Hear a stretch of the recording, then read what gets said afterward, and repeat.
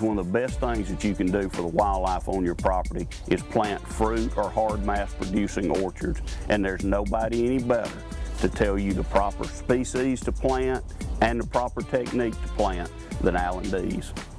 What we've done over the last 12 to 15 years with this business is we have a lot of customers that have really been successful, and that's why we're still here. And so we've learned a lot from that, and we've learned a lot through the process.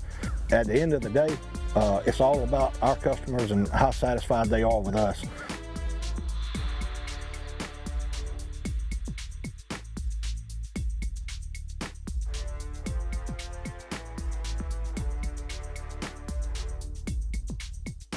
Right now, Eddie is getting up an order. This is basically what we do every day. We come in and Eddie goes out in the field and he pulls the trees. If you called in and you was going to place an order with us, Eddie goes out in the field, he pulls the trees. Right now, these are nut all oak. He's dipping them in a mixture of water and moisturizer, and there's also a root stimulant in here. This keeps the roots good and moist while we ship them to you. The moisturizer actually lasts on those roots for 3 or 4 days. So you don't really have a real issue with them as far as shipping or keeping them, you know. I mean, it keeps the roots good and moist. Then he takes them, puts them in this box. It's a wax lined box, and then we put plastic in it, put sweet straw in it to absorb some of the moisture.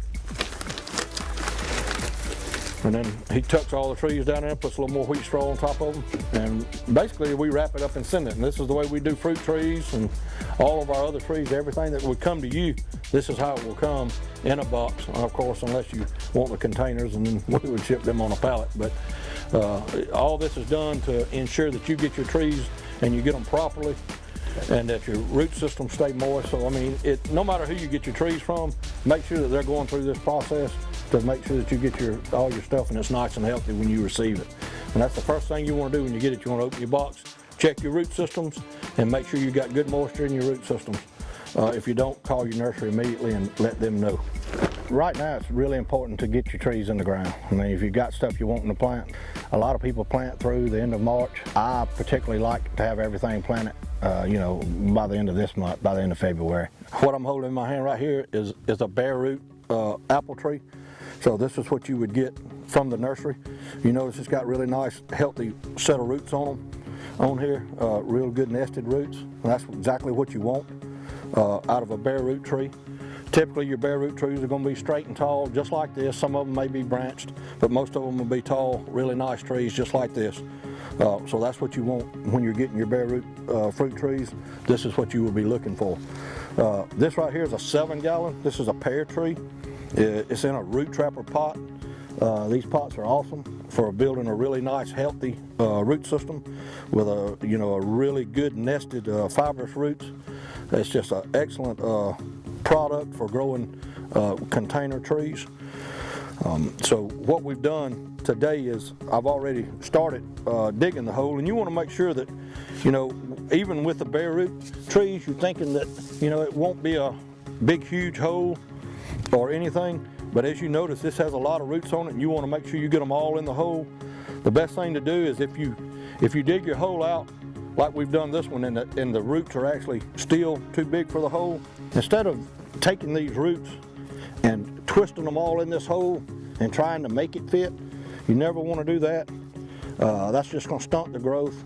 So what we want to do here is don't take much off, but you want to take just enough off so that you're not twisting your root system all up in the hole, and they're nice and spread out in the hole. Okay. On this bare root tree, it's real important to plant it at the proper depth.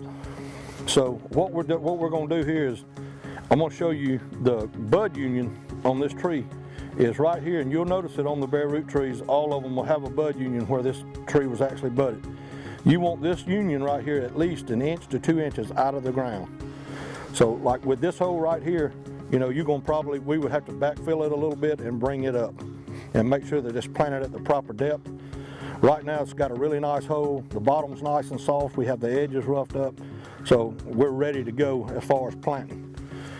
And what we'll do is we're going to move on to this potted plant. This is a 7-gallon pear, like we discussed a while ago.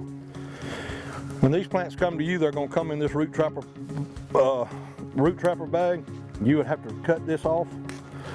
You want to cut this off all the way around.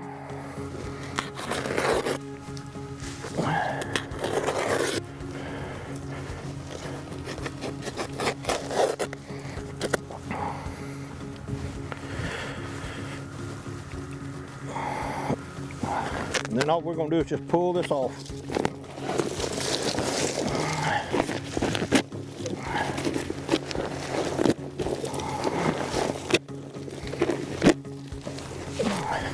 Typically what I do is I'll stand on it to turn, make it let loose. You can see all the nice roots in this, see all the ends of these fibrous root system. This is a really nice root system on this pear. That's what we really want.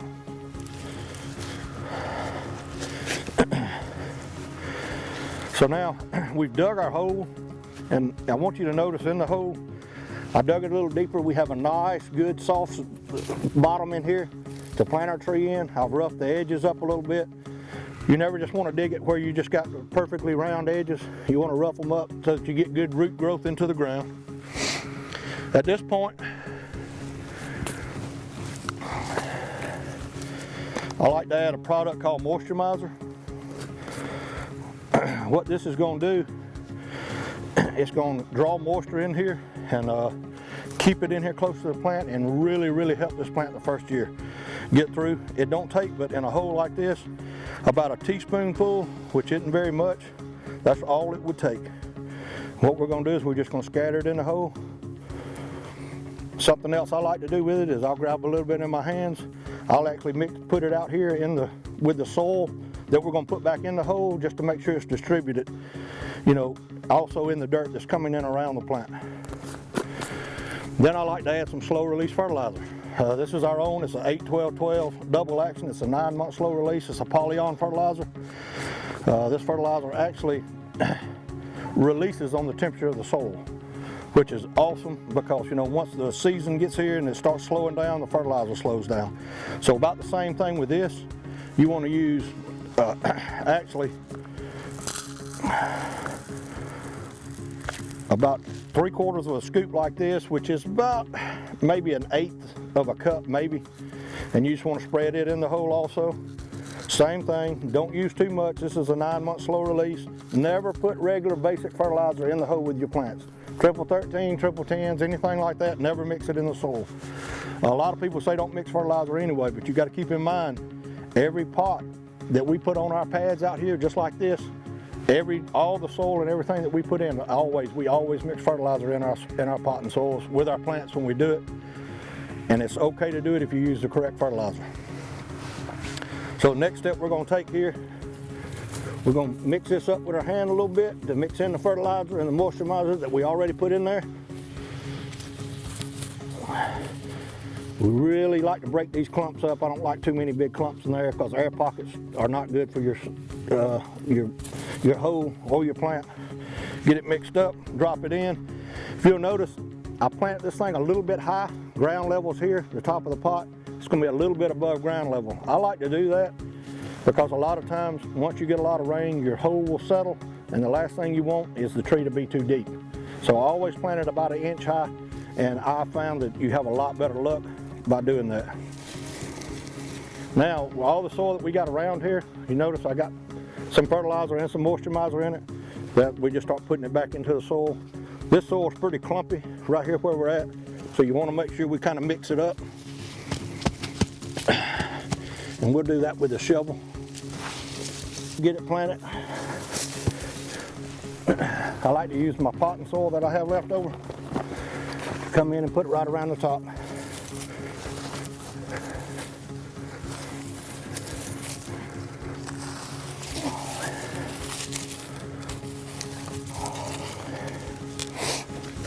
I also like, especially if you're in a situation where you know that you're going to have to water these plants,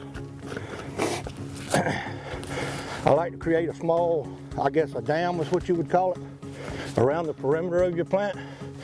Just something to help it catch water so that if you're here watering it, all your water don't run off. So you're just going to create you a small dam all the way around it. just to hold your moisture. And then when we're finished, I'll show you one more thing that I like to do. I like to mulch around them, pine straw, pine bark mulch, anything you can. A lot of times that's not feasible. I do like to take a little bit more moisturizer, and I just like to put a little bit right around the top of the ground. So anytime that gets wet, it's going to expand tremendously and hold a lot of water right here close to the ground and close to the roots. And I can't stress how important that is the first year that you're planting, because they're going to require a lot of moisture, and that's going to really make a huge difference. The last thing I would do with this, just planted it, looks good, it's going to be a nice tree. I would come in and prune this tree right before I left today. We're in February. Typically I like to prune in February, late February. So today we're just going to come in and prune this real quick since we got it planted. Pruning cuts are real important because you want, especially at a young age, you want to cut these limbs back to create scaffolding branches, which this tree is doing a pretty good job of it. So just real quick, you want to make your pruning cuts, and you want to make them right above an outward facing bud. You see all these buds on these limbs? So I'm going to cut right above this one at a slight 45. Whoop. And then this limb right here is going to come out, and it's going to grow out away from the tree.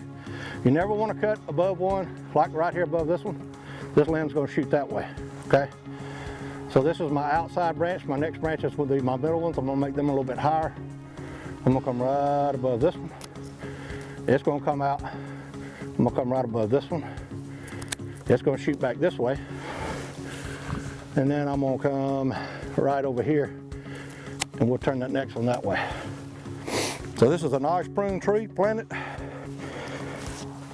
And I expect this tree to live and do great without me coming back doing anything else to it except planting it. Now I would come back and mulch it, and the other one thing that you can do that would be very beneficial is come back in early summer, and if you've got any weed competition around it, spray that back and kill it, because that's probably one of the number one reasons people lose fruit trees is because of weed competition.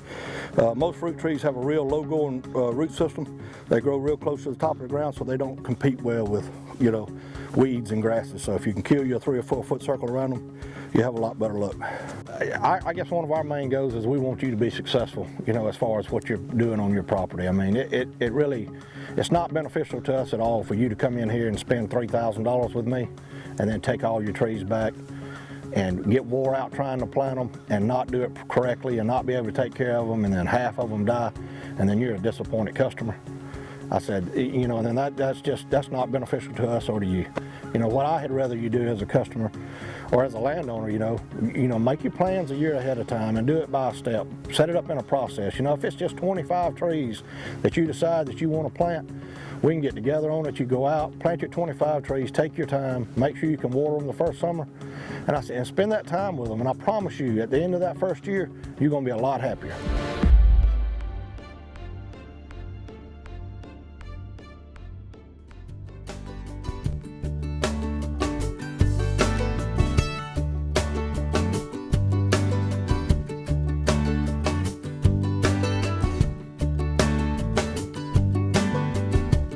There's a place I go, tucked back in the pines, where a green field grows, my own little paradise.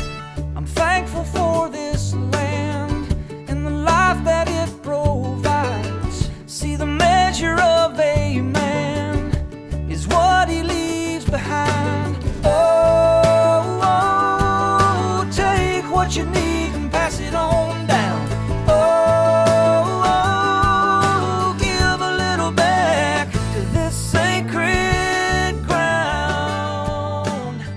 Sometimes you just got to get on old Chucky. Let him loosen up a little bit. I am what I am. If you sit me down, I'm gonna talk like this. In